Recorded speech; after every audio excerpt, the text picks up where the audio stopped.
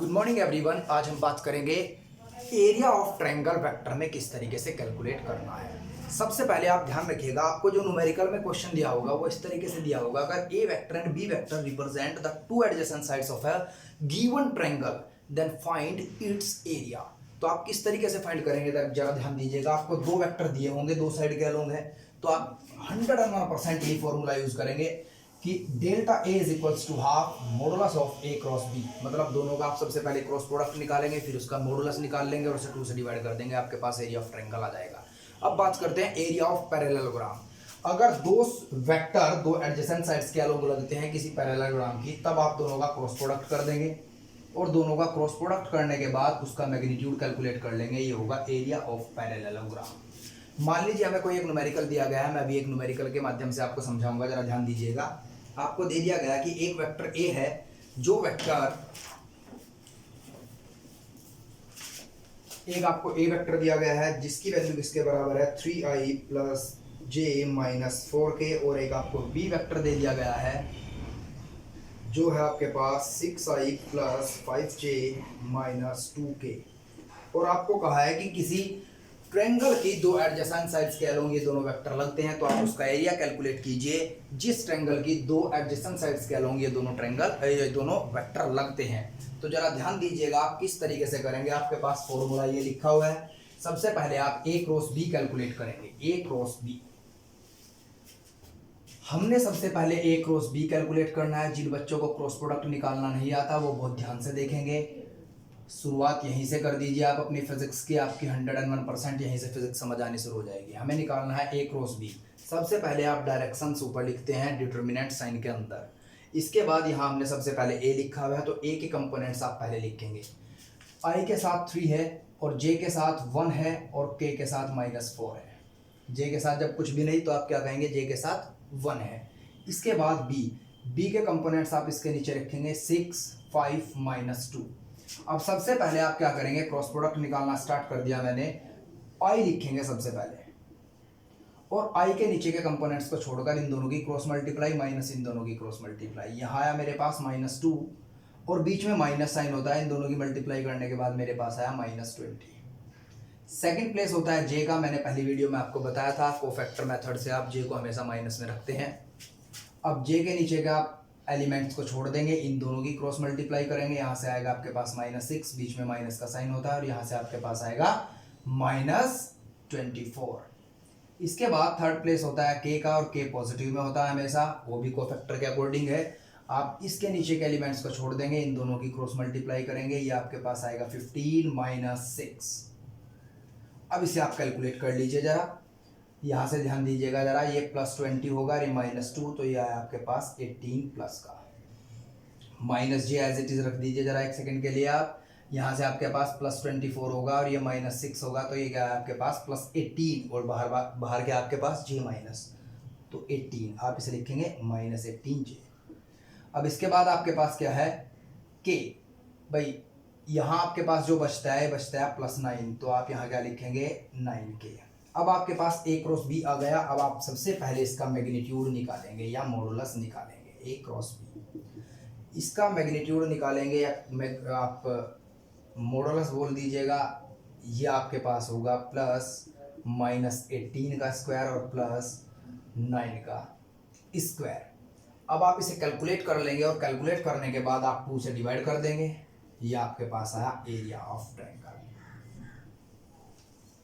Area of a triangle, अगर आपको दो एडजेसेंट साइड्स दी गई हैं, एक वेक्टर एक एडजेसेंट साइड्स के अलोंग है और एक वेक्टर एक एडजेसेंट साइड्स के अलोंग है, और आपको कहा है कि ट्रायंगल का एरिया कैलकुलेट कीजिए। आपको सिंपली दोनों का सबसे पहले क्रॉस प्रोडक्ट करना है, फिर मैग्नीट्यूड और डिवाइडेड बाय 2। अब इसके बाद अगर मान लीजिए आपको ये कह दिया गया है कि आप पैरेललोग्राम का एरिया निकालिए जिसकी दो एडजेसेंट साइड्स के अलोंग ये दोनों वेक्टर लगते हैं, तो आप क्या कहेंगे, सिर्फ आपको इतना करना है कि आप ये 2 नहीं लिखेंगे, बस it is the area of given parallelogram whose two adjacent sides are denoted by vector A and vector B। ध्यान दीजिएगा, पैरेललोग्राम जो ट्रायंगल में आंसर आया था उससे जस्ट डबल आपका पैरेललोग्राम में आंसर आया है। तो मतलब एक पैरेललोग्राम के अंदर दो इक्वल एरिया के ट्रायंगल भी होते हैं, हैंस प्रूव्ड। तो मतलब वेक्टर भी एक स्केलर रूल को ओबे करता है कि area of triangle just half to the parallelogram which is divided into two equal surface area triangle. इसके बाद हम बात करेंगे अभी प्रोजेक्शन की। आप ये नोट कर सकते हैं, नोट कर लीजिए इसे जरा।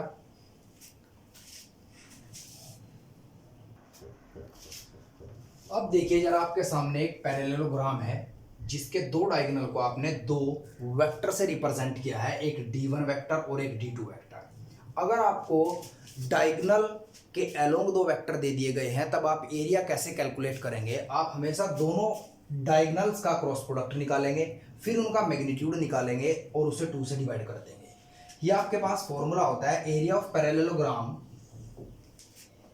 1/2 modulus of d1 cross d2 where d1 and d2 are two diagonal of the parallelogram unit square. सबसे पहले आप दोनों डायगोनल्स का क्रॉस प्रोडक्ट करेंगे, उसके बाद आप उसका मैग्नीट्यूड करेंगे और उसके बाद आप उसे 2 से डिवाइड करेंगे। फॉर एग्जांपल आपको कह दिया गया, एक डायगोनल दे दिया गया, आपको कहा कि एक डायगोनल है वो 2i और ये आपके पास 2j, d1 along x axis है और d2 along y एक्सिस है। तब आपको कहा कि calculate the area of given parallelogram. तो आप कैसे करेंगे? सबसे पहले आप ध्यान रखेंगे, मैंने आपको कहा था सबसे पहले आप क्रॉस प्रोडक्ट निकालेंगे। क्रॉस प्रोडक्ट निकालिएगा जरा, 2 2 4 i क्रॉस j k, तो आपके पास कितना आया है 4k। अब इसके बाद आप इसका मैग्नीट्यूड निकालेंगे, मैग्नीट्यूड निकालिए जरा। अब आप जब मैग्नीट्यूड निकालेंगे तो 4 का स्क्वायर, ये आपके पास आया फिर 4। अब मैंने क्या कहा आपको, फिर आप एरिया निकालने के लिए इस मैग्नीट्यूड को आप 2 से डिवाइड कर देंगे। तो अब आप इसे 2 से डिवाइड कर दीजिए जरा, तो आपके पास क्या आया 2 unit square. 2 unit square is the area of given parallelogram. तो आप इस तरीके से दो डायगोनल की हेल्प से क्या निकाल सकते हैं? Area of parallelogram. जिन बच्चों को नोट करना है जरा नोट कर लीजिएगा। इसके बाद मैं आपको प्रोजेक्शन निकालना सिखाऊंगा। प्रोजेक्शन का मतलब, अगर एक आपके पास वेक्टर ए है और एक वेक्टर बी है तो इसकी परछाई इस पर कहां तक पड़ती है अगर दोनों के बीच के एंगल थीटा। ये प्रोजेक्शन बहुत इंपॉर्टेंट है। एनडीए में ऐसा एक भी साल नहीं है अगर आप 5 साल के पेपर करेंगे जो आपको प्रोजेक्शन नहीं पूछा गया। यहाँ तक कि यूपीटीयू में भी हर साल प्रोजेक्शन के बारे में क्वेश्चन आता है और नीट में भी। आईआईटी में प्रोजेक्शन के लिए आता है, लेकिन वो एक 3D कंसेप्ट है जो आप मॉडर्न फिजिक्स में जब इलेक्ट्रॉन्स और प्रोटॉन के बारे में पढ़ेंगे तब एक प्रोजेक्शन की बात चलेगी वहाँ। तो अभी आप सबसे पहले इसे करिएगा 2D प्रोजेक्शन, उसके बाद 3D आप क्लास 12th में जब होंगे, जब आप आईआईटी की तैयारी कर रहे होंगे तब मैं आपको बताऊंगा। नोट कीजिए इसे।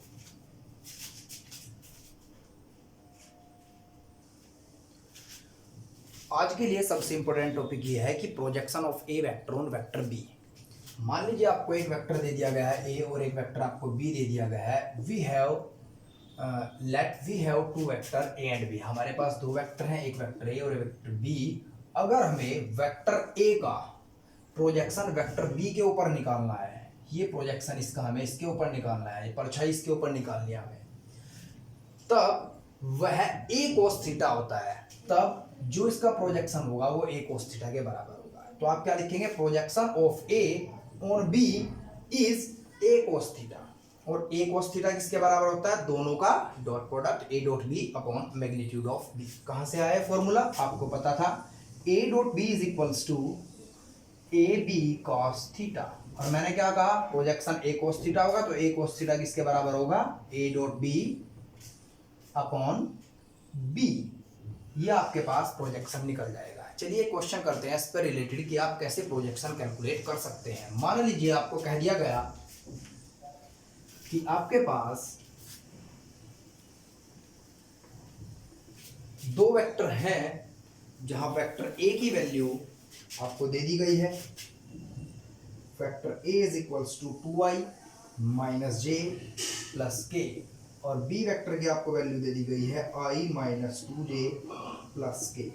तो मैंने कहा find the projection of A on vector B.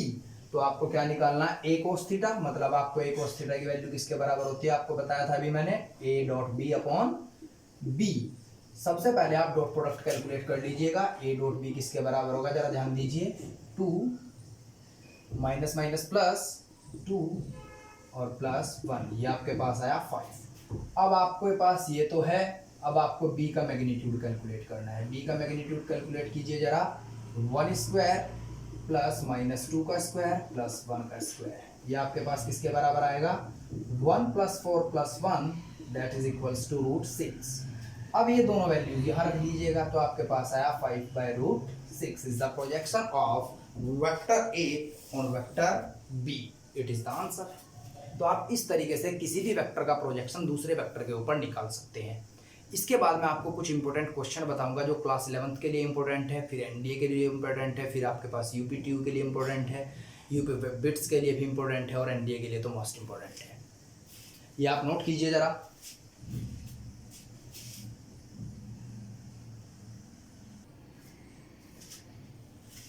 My dear, ये क्वेश्चन बहुत इंपॉर्टेंट है। AIEEE 2011 में क्वेश्चन आया था और 2009 में ये यूपीटीयू में आया था। जरा ध्यान दीजिएगा। Two forces whose magnitude are in ratio 3:5। मान लो एक पार्टिकल के ऊपर दो फोर्सेस लगते हैं 3:5 में, एंड देयर रिजल्टेंट इज, जो उनके मैग्नीट्यूड का रिजल्टेंट है वो 28 न्यूटन है। इफ एंगल ऑफ इंक्लाइनेशन, जिस एंगल पर वो लगते हैं, मान लीजिए वो आपको दे दिया गया है 60 डिग्री, तो फाइंड करना है आपको दोनों का मैग्नीट्यूड। मान लीजिए मेरे पास एक फोर्स ए है और एक बी है, और किस रेशो में है? 3:5। तो मैं ए को तो क्या मान लूंगा? 3x, और बी को क्या मान लूंगा मैं? 5x। और रिजल्टेंट किसके बराबर होता है? √a² plus b² plus 2ab cos theta. मुझे थीटा की वैल्यू दे दी गई है 60 डिग्री। अब मैं आर की वैल्यू किसके बराबर रखूंगा? √3x² plus 5x² plus 3x 5x, और cos 60 की वैल्यू होती है आपके पास हाफ। इससे 2 से मैंने 2 कैंसिल कर दिया। अब मेरे पास r की वैल्यू किसके बराबर है? √9x² plus 25x² plus 15x²। अब r की वैल्यू आपको, रिजल्टेंट की वैल्यू तो गिवन है 28, तो आप इस 28 का स्क्वायर कर लीजिएगा और इस रूट को यहाँ से हटा दीजिएगा। अब आपके पास कितना आंसर है? जरा 5 जोड़ दीजिए इसे।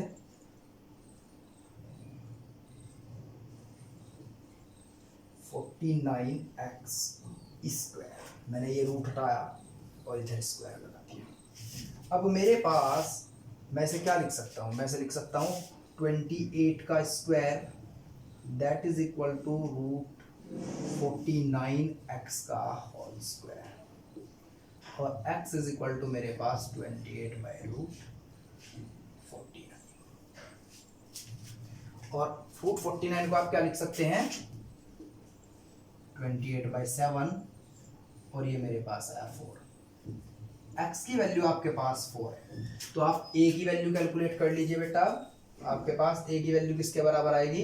3 × 4 दैट इज इक्वल टू 12, और b की वैल्यू आपके पास किसके बराबर आएगी? 5 × 4 दैट इज इक्वल टू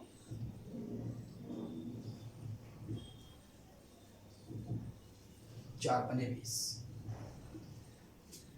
तो ये आपके पास दोनों वेक्टर के मैग्नीट्यूड आ गए। Newton is the SI unit of force, तो न्यूटन आप लगा देंगे। इस तरीके का क्वेश्चन आपके लिए बहुत इंपॉर्टेंट है। इस तरीके के क्वेश्चन आपके सिलेबस में बार बार आते रहेंगे। एक क्वेश्चन मैं आपको कई दफ़ा बता चुका हूँ कि इस क्वेश्चन का रिपीटिशन कई बार हुआ है कि अगर एक पार्टिकल के ऊपर दो इक्वल मैग्नीट्यूड के फोर्सेस लगते हैं और उनका रिजल्टेंट उन्हीं के बराबर है, तब उनके बीच का एंगल आपके पास आया था 120 डिग्री। वो क्वेश्चन आप बार बार देखते रहेंगे। और जब दो वेक्टरों का सम उनके डिफरेंस